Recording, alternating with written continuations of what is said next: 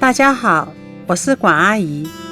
豆芽和粉丝都是特别常见的食材，今天我用它们炒一盘菜，物美价廉，好做又好吃。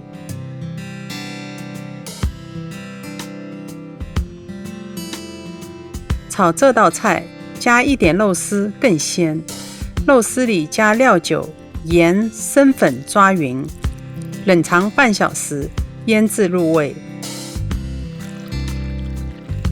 我喜欢用细一点的红薯粉，温水泡10分钟，捞出或冷水清洗一下，也可以避免粉丝结块。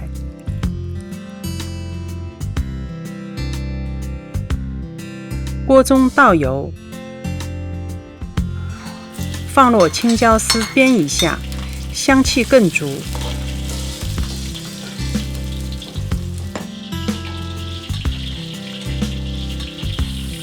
直接用这个油滑肉丝，变色后捞出。这道菜可以多一点油，粉丝不容易粘锅。放入蒜末和小米辣煸香，不能吃辣的可以少放点辣椒。倒入豆芽翻炒，等豆芽软一点就可以放粉丝了。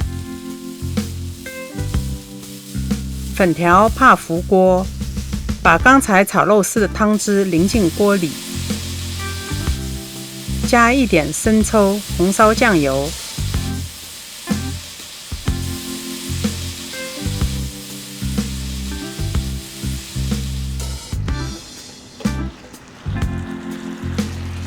加一点糖，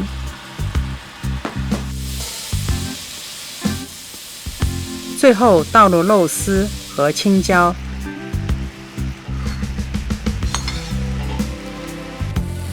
翻炒均匀就可以出锅了。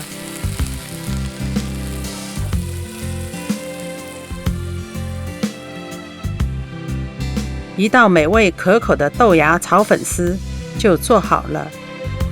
豆芽清脆，粉丝入味，吃起来老有味道的。